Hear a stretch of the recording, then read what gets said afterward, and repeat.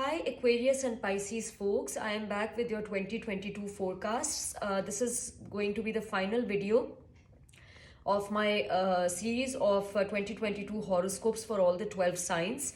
As I've already shared in the signs for other videos, hoping that you've already seen them, that the format of the video is such that the points in pink are your major transits for the year. I will first of all cover them.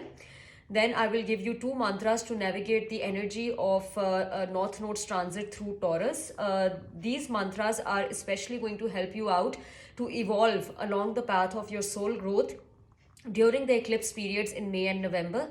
And we will conclude your videos by drawing a card as your yearly overall guidance. Aquarius, we are first going to start off with your forecasting.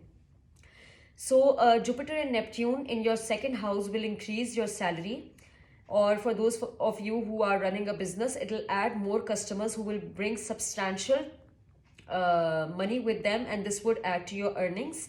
This will be a time of growth in your bank account, personal assets and property. People who know your worth and treat you right will also enter your life. Once Jupiter enters your third house after May 10th, you can splurge that hard-earned cash on a new car, laptop, or mobile phone. There will also be an increase in short-distance trips and joyful times with siblings and neighbors.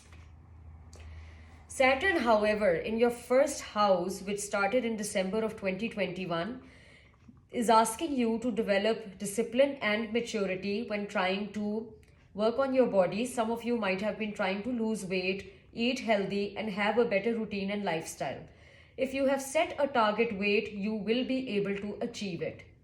It is also the time to dress appropriately to your workplace. Your appearance can easily add to your power in the workplace, allowing you to get ahead based on your looks. Now, this doesn't mean that you need to stop working hard, but allow your looks to do some of the magic.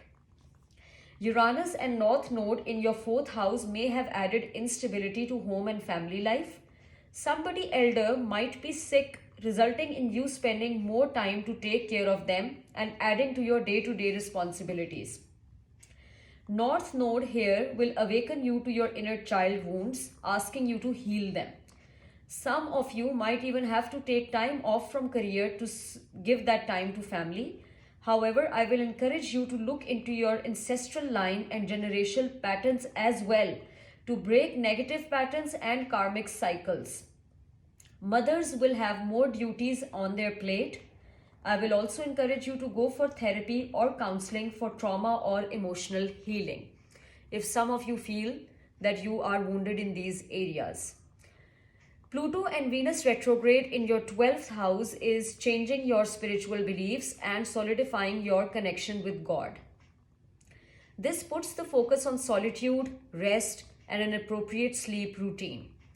If you fail to do so until March, you might fall sick. This transit is a wake-up call for you to take care of your needs and nourish your body.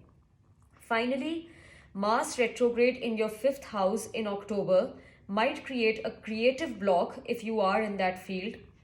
Pregnant women need to be extra careful. Some of your ex-partners might also come back and try to reconcile. It would be your choice if you want to give them another chance or not. And existing parents should also watch their temper when they are dealing with children. This was a side message for parents and children. So I will now go to the second stage of your video, which is giving you mantras for eclipse periods in November and May.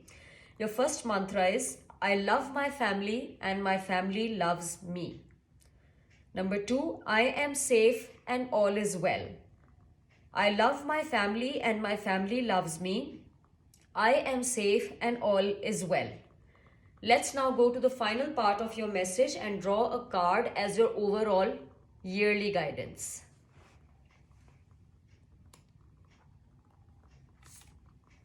Okay, interesting.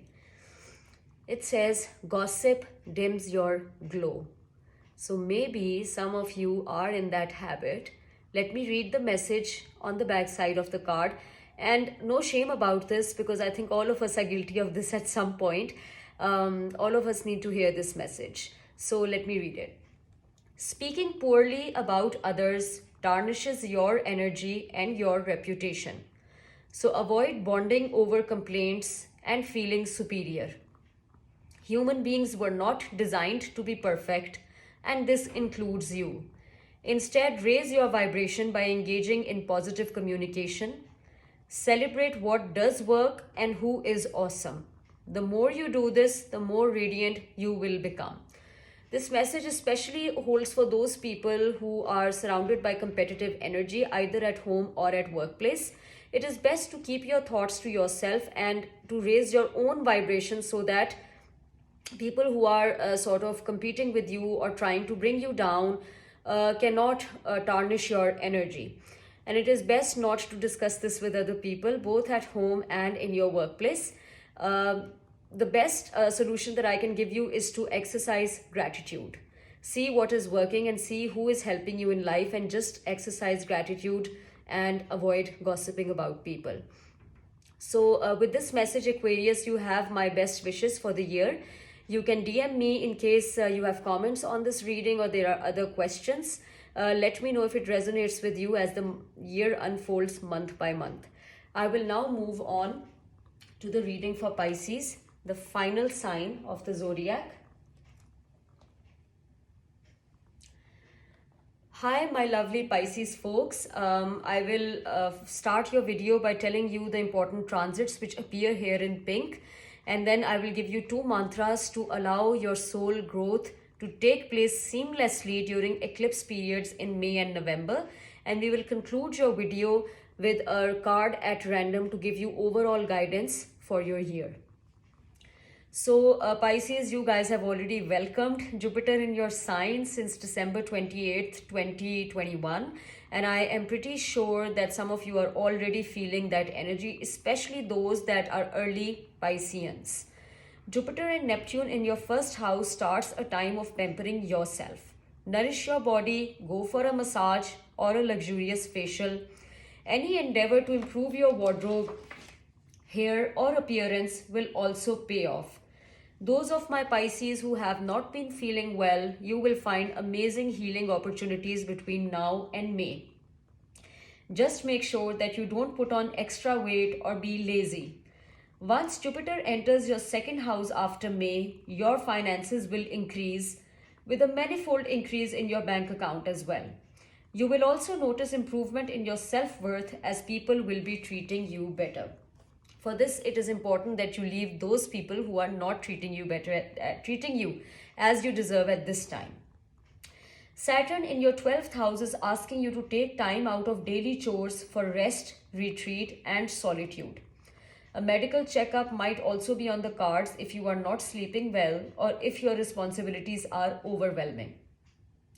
Uranus and North Node in your 3rd house will add color to your communication by increasing access to gadgets and latest technology. You will also notice an increase in followers if you are in the social media business. Short distance trips might also come out of nowhere. Exercise caution on the road and also in dealings with siblings or neighbors. Pluto and Venus retrograde in your 11th house might create friction with friends. Old friends might also wish to get in touch with you. Make sure they are ready to make amends if something negative happened in the past. Now is the time to find out who is your true friend and who is only faking it. Finally, Mars retrograde in your 4th house might halt renovation or home move between October to December 2022. Avoid losing temper with family members, especially a mother figure. Talking about mantras, your first mantra to navigate eclipse energy would be, I listen as much as I speak. Number 2, I express myself clearly, kindly, and fearlessly. I repeat the mantras, I listen as much as I speak. I express myself clearly, kindly, and fearlessly. Let's go to your final card as the yearly overall guidance.